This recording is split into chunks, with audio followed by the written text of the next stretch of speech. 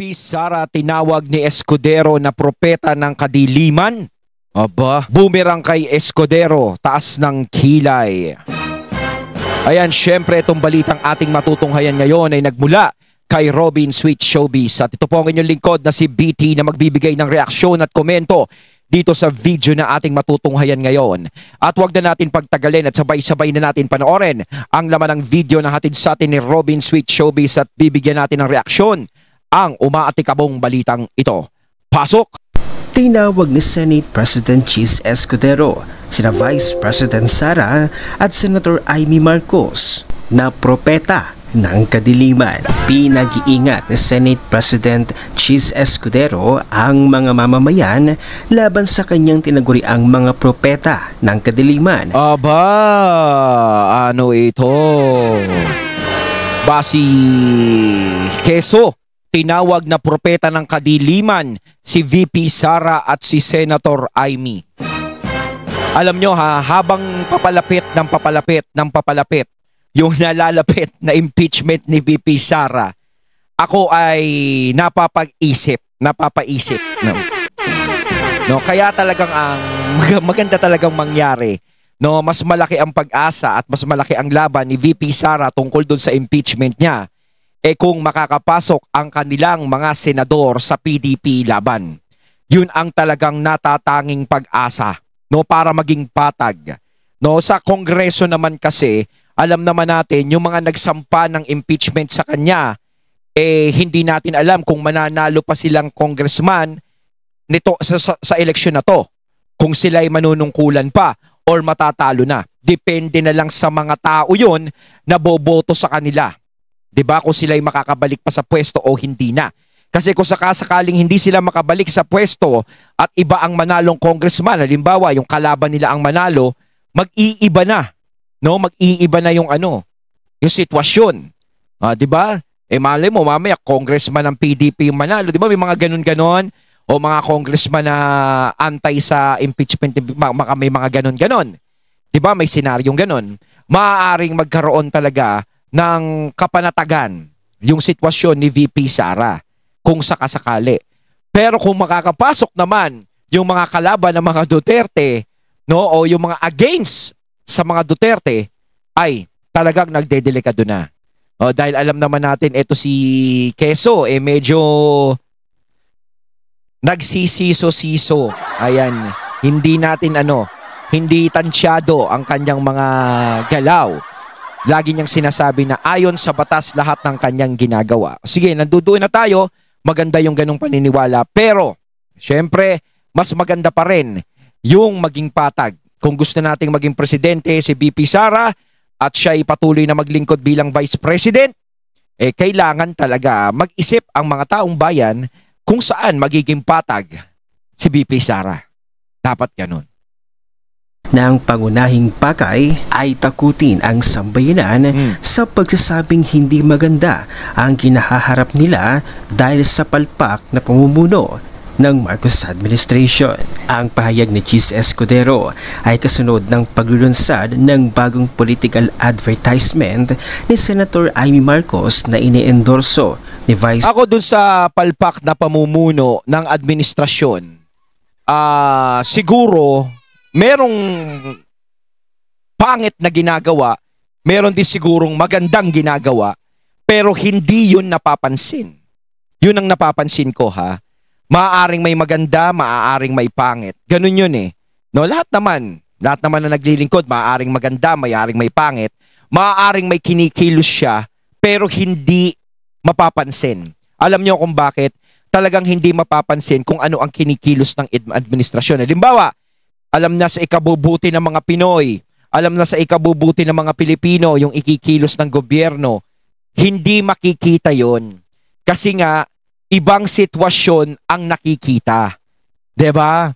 Kaya kahit ano yung kagandahan o magandang gawin, no, kahit mag-effort pa na ito gawin ko o magkaroon siya ng isang achievement na napakaganda, hindi pa rin mapapansin ng mga mamamayan yun. 'Di ba? Hindi pa rin mapapansin dahil nadagdagan ito ng isang napakatinding issue. Yun yung issue na pagkakadala kay PRRD sa ICC. 'Di ba? Kaya ano para sa akin kasi hindi talaga magandang naging strategy 'yun. Yung pagkakadala kay PRRD. Sana ano na lang hindi na lang sana ginawa 'yun. Yung mga para sa akin lang sana hindi na lang ginawa 'yun. Para umiwas na sa issue, umiwas sa kahit na anong ganito, 'di ba? Para naging maganda yung laban, 'di ba? Para maging maganda yung laban. Lalong-lalo na sa eleksyon. Para malaman ko sino talaga ang malakas. Katulad nito, syempre, alam natin na nagkaroon ng epekto yung pagkakadala kay PRRD doon sa ICC. Malaki yung naging epekto sa mga kalaban ng mga Duterte o sa mga umaantay sa Duterte, no? Or hindi kaalyado ng Duterte. Malaki ang naging sa kanila. Malaki ang naging epekto kahit papaano. Aminin man nila't hindi, kahit papaano nakaapekto kasi yun. Kasi sinasabi ko nga, hindi naman biro-biro yung dami ng sumusuporta sa mga Duterte.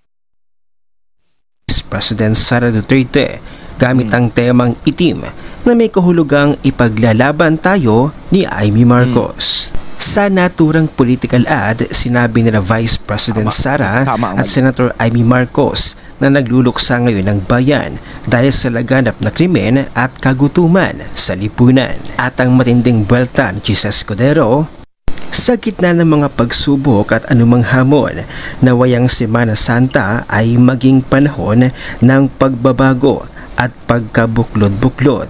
Huwag tayong magpadala sa mga propeta ng kadiliman na nagsasabing itim at hindi makulay at maliwanag ang bukas. Dagdag pa ni Cheese. Talagang pasaring yun, no?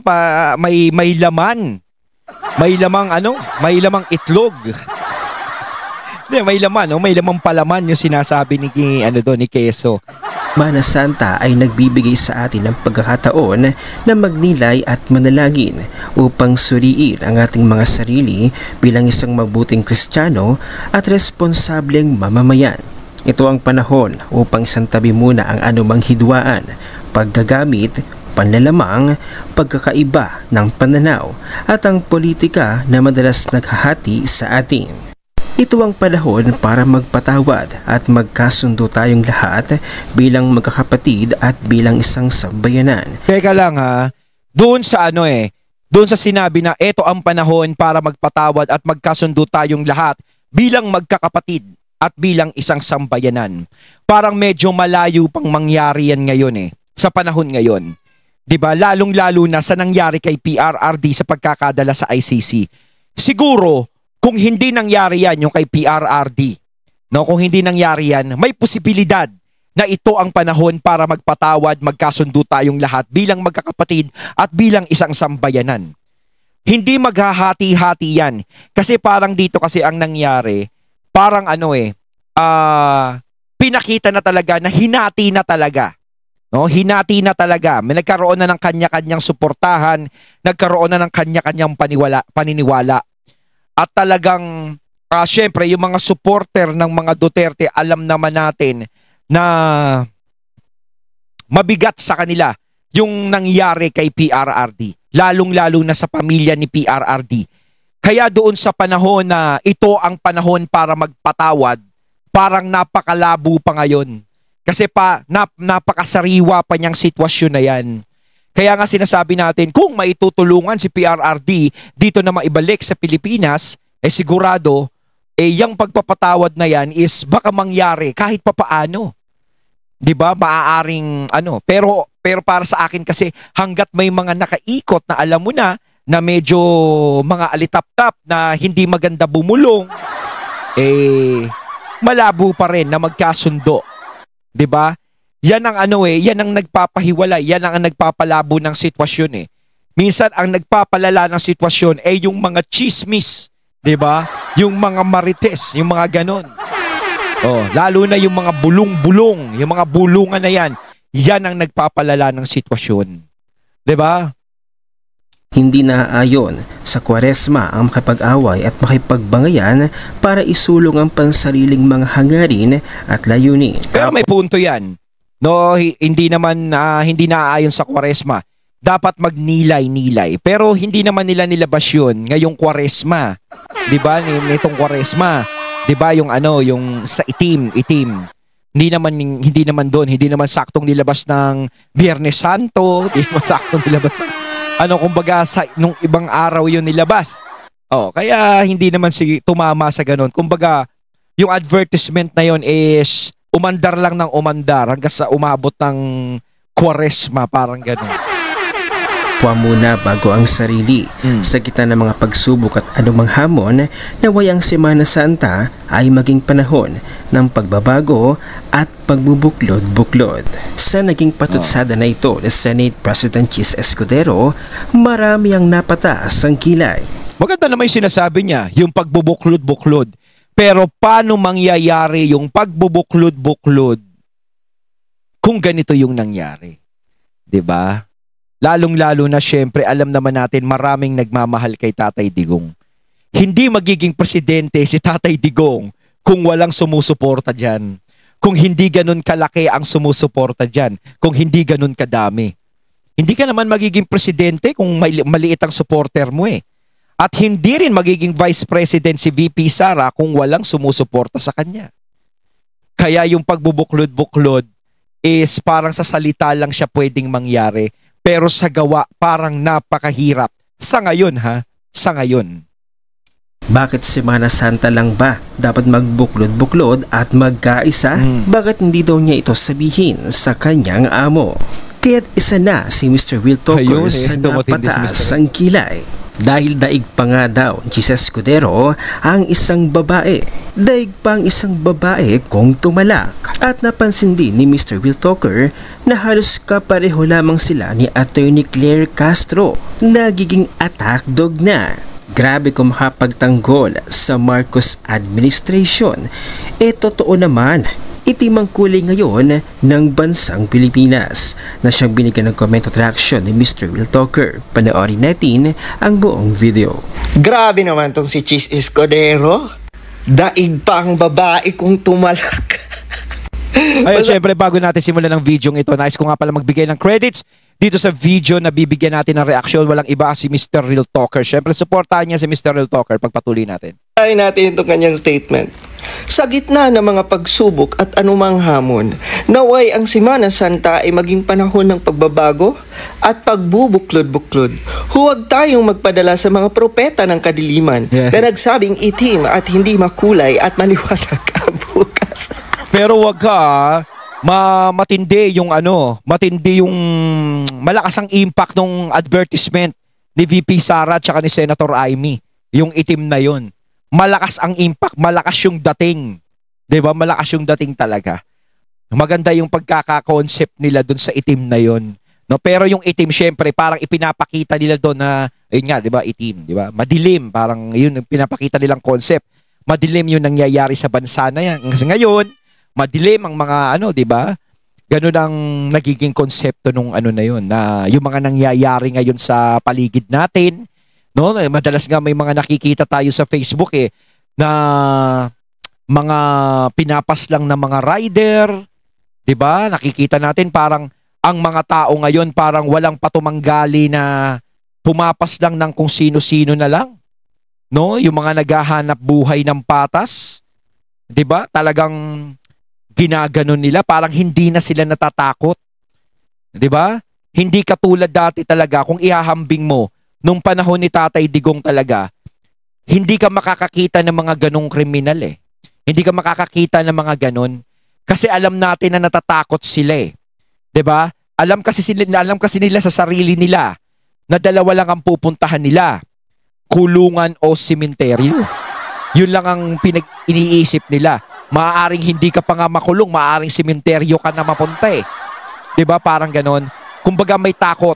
Kaya nga sinasabi nung iba na tumitira sa mga Duterte, bakit yung panahon ni Duterte, puro pananakot lang naman Mas maganda nga yun Natatakot yung mga masasamang loob at alam naman natin na talagang yung mga gumagamit ng pinagbabawal na bisyo ay mga nagbagong buhay talaga.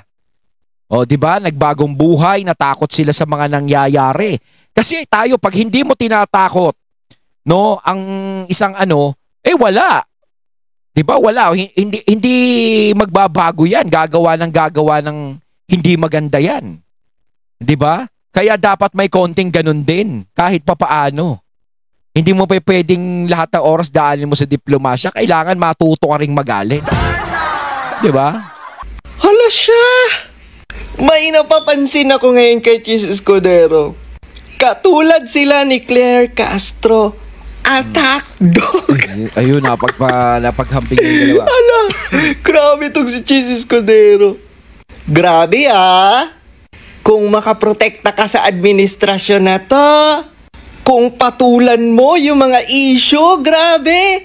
Magsama na lang kaya kayo ni Claire Castro. Para tuloy si VP Sara doon sa impeachment trial niya Parang walang paglulugaran Parang no? Kung hindi mananalo yung PDP laban, no, ng mga senador o hindi mananalo yung mga kaalyado nila VP Sara, delikado talaga si VP Sara sa mga mangyayari.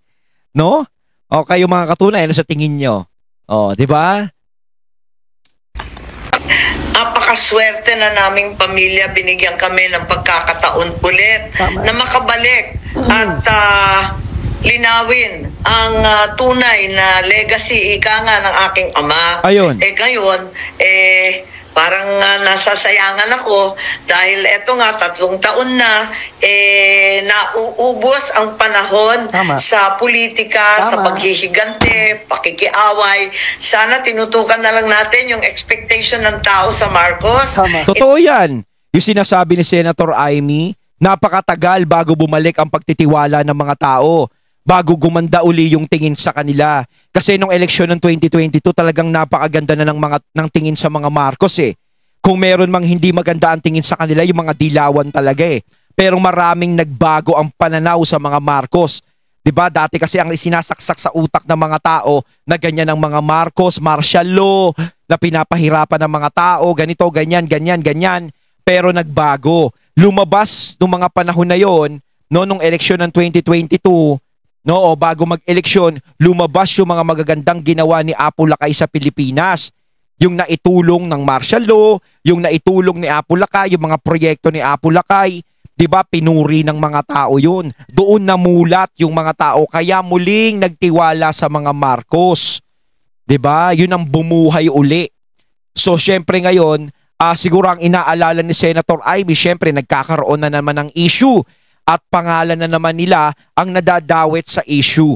At hindi basta-bastang issue, mabigat na issue.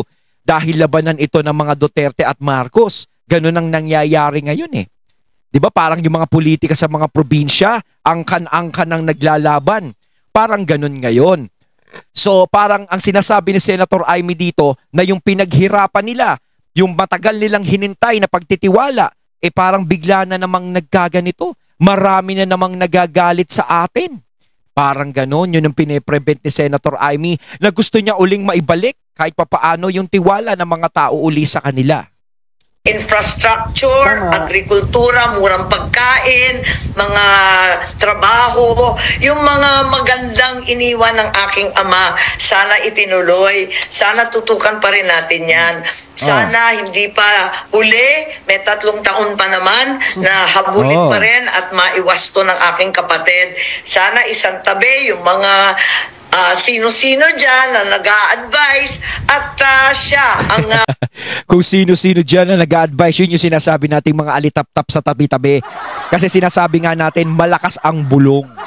Yun ang nagpapahamak talaga Pero kay Senator Amy nakikita natin, talagang gusto niyang parang dito, parang ginigising niya si PBBM Parang kapatid, gising, parang ganun. Ginigising niya sa nagiging sitwasyon at wag makikinig sa mga bulong-bulong sa tabi-tabi. Parang advice ng isang kapatid, syempre, ayaw niyang mapahamak yung kapatid niya, di ba? Nakikita pa rin natin doon yung pag-care niya kay PBBM bilang kapatid. Magsabi dahil yan ang turo ng aking ama. Buti pa talaga tong si Senator Amy. Alam niyo mga lords, believe ako kay Marcos Sr.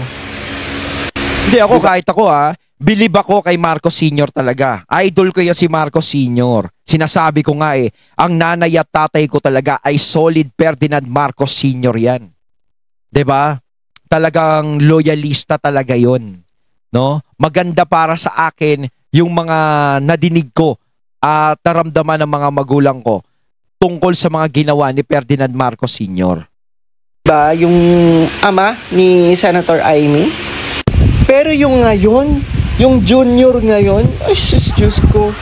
Buti pa to si Senator Amy, no? Baka gising na gising at mulat na mulat sa mga... Kasi si Apo Lakay hindi nagpapadikta eh. May sariling may sariling tayo eh. 'Di ba? May sarili siyang kilos eh. Si Apo Lakay may sarili siyang desisyon sa ginagawa niya. nangyayari ngayon.